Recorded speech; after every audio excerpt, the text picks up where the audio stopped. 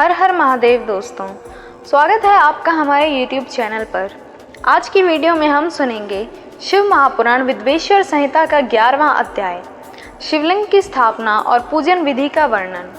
ऋषियों ने पूछा, सूत जी, शिवलिंग की स्थापना कैसे करनी चाहिए तथा उसकी पूजा कैसे, किस काल में तथा किस द्रव्य द्वारा करनी चाहिए। सूत जी ने कहा, महर्षियों, मैं तुम लोगों के लिए इस विषय का वर्णन करता हूँ, इसे ध्यान से सुनो और समझो। अनुकूल एवं शुभ समय में किसी पवित्र तीर्थ में नदी के तट पर ऐसी जगह पर शिवलिंग की स्थापना करनी चाहिए जहाँ रोज पूजन कर सकें। पार्थिव द्रव्य से, जलमय द्रव्य से अथवा तेजस द्रव्य से पूजन करने से उपासक को पूजन का पूरा फल प्राप्त होता है। शुभ लक्षणों में पूजा करने पर यह तुरंत फल देने वाला है। चल प्रतिष्ठा के लिए छोटा शिवलिंग श्रेष्ठ माना जाता है। अचल प्रतिष्ठा के लिए बड़ा शिवलिंग अच्छा रहता है। शिवलिंग की पीठ सहित स्थापना करनी चाहिए। शिवलिंग की पीठ गोल, चौकोर, त्रिकोण अथवा खाट के लिए पाए की भांति ऊपर नीचे मोटा और बीच में पतला होना चाहिए। ऐसा लिंग पीठ महान फल देने वाला होता है।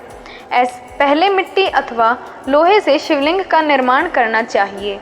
जिस द्रव्य से लिंग का निर्माण हो उसी से उसका पीठ बनाना चाहिए। यही अचल प्रतिष्ठा वाले शिवलिंग की विशेषता है। चल प्रतिष्ठा वाले शिवलिंग में लिंग व प्रतिष्ठा एक ही तत्व से बननी चाहिए। लिंग की लंबाई स्थापना करने वाले मनुष्य के 12 अंगुल के बराबर होनी चाहिए। इससे कम होने पर फल भी कम प्राप्त होता है, परंतु 12 अंगुल से लंबाई अधिक भी हो सकती है। चल लिंग में लंबाई स्थापना करने वाले के 1 अंगुल के बराबर होनी चाहिए, उससे कम नहीं।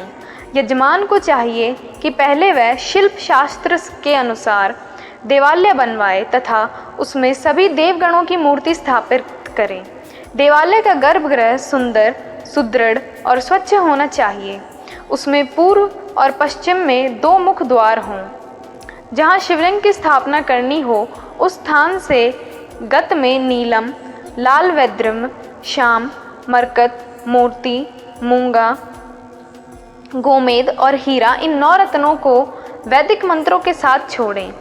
5 वैदिक मंत्रों द्वारा 5 स्थानों से पूजना करना अग्नि में आहुति दे और परिवार सहित मेरी पूजा करके आचार्य को ध्यान से तथा भाई बंधुओं को मनचाही वस्तु देकर संतुष्ट करें।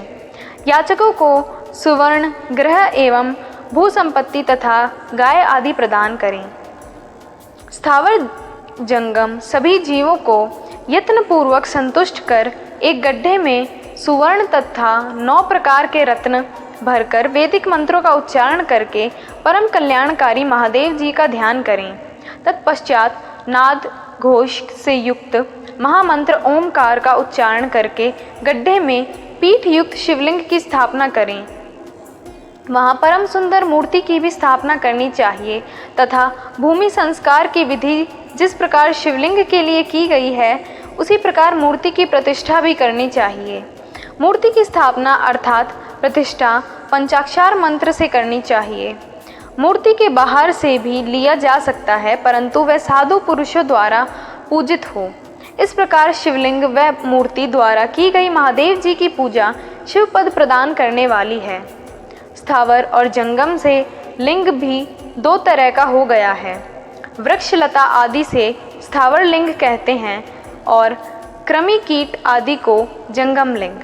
स्थावर लिंग को सींचना चाहिए तथा जंगम लिंग को आहार एवं जल देकर तृप्त करना चाहिए।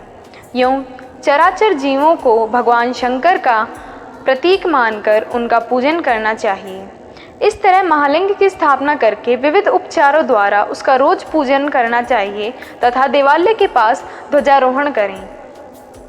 शिवलिंग साक्षात शिव का पद प्रदान करने वाला है। आवाहन, आसन, अर्घ्य, पाद्य, पाद्यांग, आचमन, स्नान, वस्त्र, यज्ञोपवीत, गंध, पुष्प, धूप द्वारा पूजन करना चाहिए। इस तरह किया गया भगवान शिव का पूजन शिव पद की प्राप्ति करने वाला है। सभी शिवलिंगों की स्थापना के उपरांत चाहे वे मनुष्य द्वारा स्थापित, ऋषियों या देवताओं द्वारा अथवा अपने आप प्रकट हुए हों, सभी का उपयुक्त विधि से पूजन करना चाहिए, तभी फल प्राप्त होता है। उसकी परिक्रमा और नमस्कार करने में शिव पद की प्राप्ति होती है। शिवलिंग का नियम पूर्वक दर्शन भी कल्याणकारी होता है। मिट्टी, आटा, गाय के गोबर, फूल, कनेर पुष्प, फल, गुड़, मक्खन, भस्म अथवा अन्न से शिवलिंग बनाकर प्रतिदिन पूजन करने तथा प्रतिदिन 10,000 प्रणव मंत्रों का जाप करें अथवा दोनों संध्याओं के समय 1 सहस्त्र प्रणव मंत्र का जाप करें, इससे भी शिव पद की प्राप्ति होती है। जप काल में प्रणव मंत्र का उच्चारण मन की शुद्धि करता है। नाद और बिंदु से युक्त ओमकार को कुछ विद्वान समान प्रणव कहते हैं। प्रतिदिन 10,000 पंचाक्षर मंत्र का जाप अथवा दोनों संध्याओं को 1 सहस्त्र मंत्र का जाप शिव पद की प्राप्ति कराने वाला है। सभी ब्राह्मणों के लिए प्रणव से युक्त पंचाक्षर मंत्र आदि फलदायक हैं। कलश के लिए स्नान, मंत्र की दीक्षा, मातृकाओं का न्यास, सत्य से पवित्र अंतःकरण, ब्राह्मण तथा ज्ञानी गुरु सभी को उत्तम माना गया है। पंचाक्षर मंत्र का 5 करोड़ जाप करने से मनुष्य भगवान शिव के समान हो जाता है। 1, 2, 3 अथवा 4 करोड़ जाप करके मनुष्य कर्मशः ब्रह्मा, विष्णु, रुद्र तथा महेश्वर का पद प्राप्त कर लेता है। यदि 1000 दिनों तक प्रतिदिन 1 सहस्त्र जाप पंचाक्षर मंत्र का किया जाए तो प्रतिदिन ब्राह्मण को भोजन कराए जाए तो इससे अभिष्ट कार्य की सिद्धि होती है। ब्राह्मण को प्रतिदिन प्रातःकाल 1008 बार गायत्री मंत्र का जाप करना चाहिए, क्योंकि गायत्री मंत्र शिव पद की प्राप्ति कराता है। वेद मंत्रों में वैदिक सूक्तियों का भी नियम से जाप करें।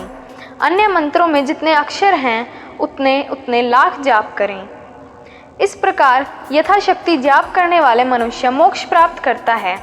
अपनी पसंद से कोई एक मंत्र अपनाकर प्रतिदिन उसका जाप करे अथवा ओम का नित्य 1 सहस्त्र जाप करें। ऐसा करने से संपूर्ण मनोरथों की सिद्धि होती है। जो मनुष्य भगवान शिव के लिए फुलवाड़ी या बगीचा लगाता है तथा शिव मंदिर में झाड़ने बुहारने का सेवा कार्य करता है, वे शिव भक्त के पुण्य कर्म की प्राप्ति करते हैं। अतः समय में भगवान शिव उसे मोक्ष प्राप्त करते हैं। काशी में निवास करने से भी योग और मोक्ष की प्राप्ति होती है। इसलिए आमरण भगवान शिव के क्षेत्र में निवास करना चाहिए। उस क्षेत्र में स्थित बावड़ी, तालाब, कुआं और पोखर को शिवलिंग समझकर वहां स्नान, दान और जाप करके मनुष्य भगवान शिव को प्राप्त कर लेता है। जो मनुष्य शिव के क्षेत्र में अपने किसी मृत्यु संबंधी का दाह, दशाह, मासिक श्राद्ध अथवा वार्षिक श्राद्ध करते हैं अथवा अपने पितरों को पिंड देते हैं, वह तत्काल सभी पापों से मुक्त हो जाता है और अंत में शिव पद प्राप्त करता है।